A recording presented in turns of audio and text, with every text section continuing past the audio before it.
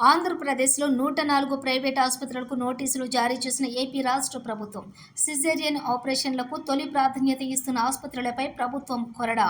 సాధారణమైన డెలివరీ చేయకుండా డబ్బులకి కక్కుర్తి పడి పేద ప్రజలను పట్టి పీడిస్తున్న 104 ఆసుపత్రులపై ఏపీ ప్రభుత్వం సీరియస్ అయింది.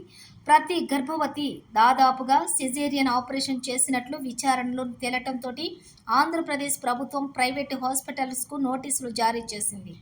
కేవలం అధిక ఆదాయం వస్తుందన్న కక్కుర్తితోటి సామాన్యులను కూడా వదలకుండా పట్టి పీడిస్తున్న డాక్టర్ల పట్ల ప్రభుత్వం కఠిన చర్యలు రంగం సిద్ధం చేసుకుంది. గర్భం దాల్చిన ప్రతి ఒక్కరికి ఏదో ఒక సాకు చూపి సిజేరియన్ చేయవలసిందే అని డాక్టర్లు డిమాండ్ చేసినట్లు సమాచారం.